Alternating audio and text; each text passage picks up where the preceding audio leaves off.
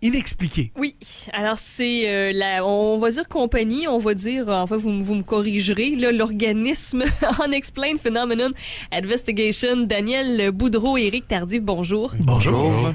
Compagnie, comment on dit, vous êtes une organisation ou... Ben, c'est surtout, nous sommes une équipe de 3 personnes.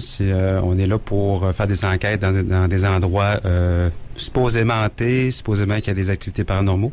Mais c'est pas un organisme à but non lucratif, c'est vraiment comme une entreprise. Ça. À peu près, oui. Ouais. Parce qu'évidemment, on en a parlé tantôt quand vous avez décidé là-dedans. Puis ça, j'ai pas eu ma réponse d'ailleurs. Je vous en ai parlé en dehors des ondes. J'ai pas eu la réponse.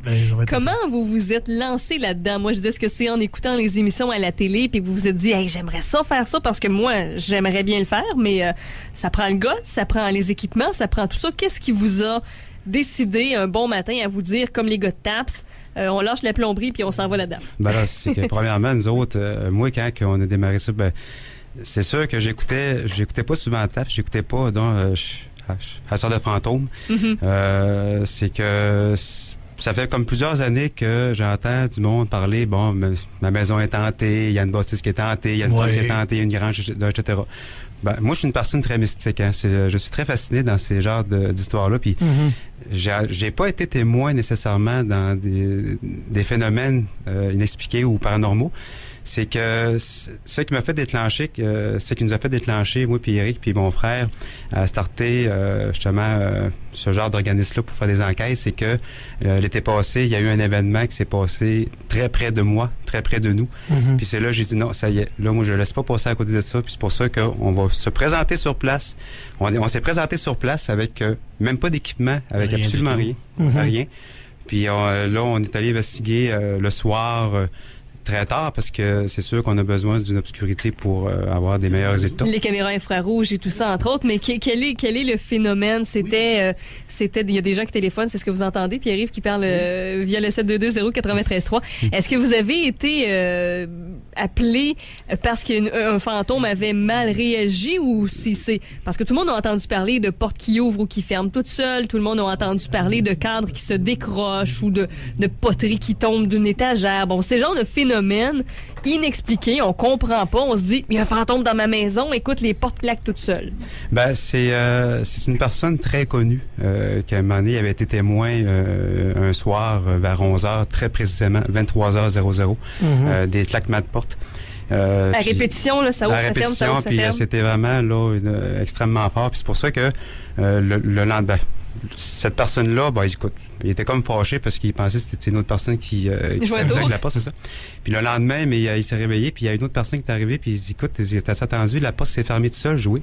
Mais j'ai vu des ombres noires marcher autour de cet endroit. On peut pas dévoiler l'endroit, malheureusement, pour une question, parce que c'est très secret, puis pour le respect des gens. Oui, parce que quand vous arrivez sur une investigation, parce que là, c'est devenu une passion, vous autres, au point de le faire de façon commerciale, vous avez beaucoup de respect pour ce que les gens croient, vous jugez pas le monde.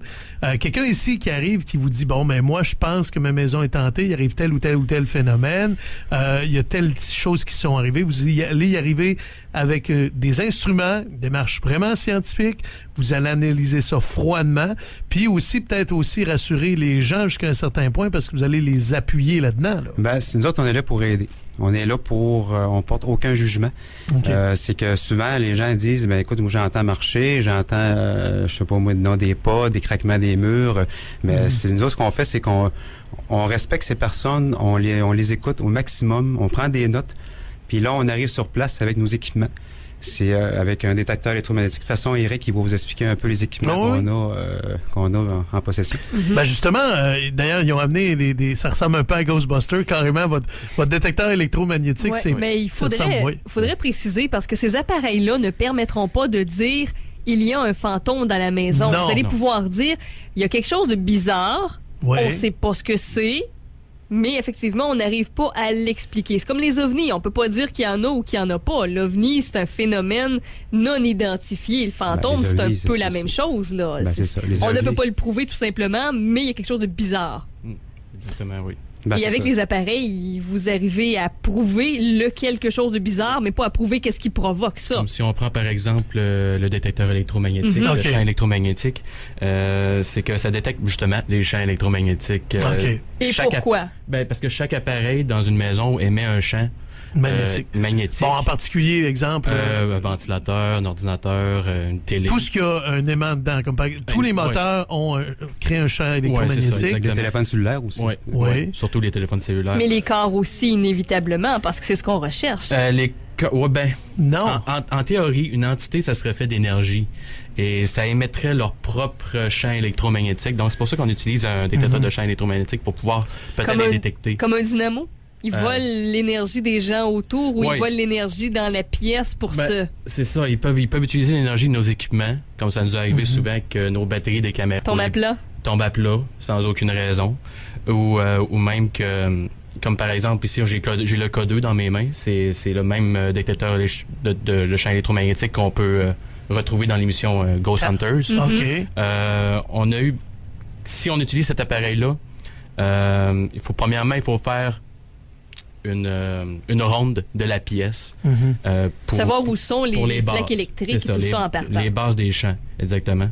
Et si par exemple, il n'y a aucun appareil électrique proche de nous et on reçoit où les lumières s'allument pour aucune raison, là on pourrait considérer comme étant paranormal ou même juste anormal. Mais c'est quand on pose des questions, surtout, c'est là que quand qu'on a fait le tour, qu'on n'a pas trouvé des choses qui pouvaient causer une réaction sur Qu'on le n'a pas code. éliminé le possible, autrement Ben, c'est dit. ça. Là. C'est ça. C'est là qu'on pose des questions. Là. C'est est-ce qu'êtes-vous une fille? Est-ce que êtes-vous seul? Est-ce qu'êtes-vous jeune ou adulte, etc. Puis, Ça amène le PVE, les phénomènes de voix électronique. Ça me fascine, ça. entre autres. En faites-vous?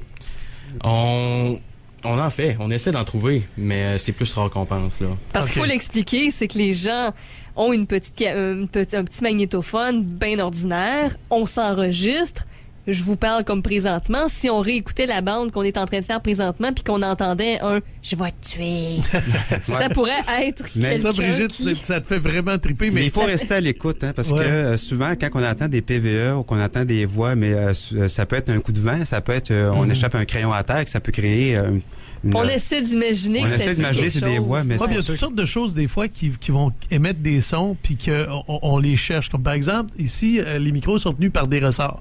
Puis si tu bouges le ressort, vois-tu, on l'entend. T'as une Ben, si on vibration. l'enregistre puis on va l'écouter. C'est comme une guitare. Alors, dans une maison, entre autres, une porte qui aurait un ressort, il va vibrer longtemps comme ça, là.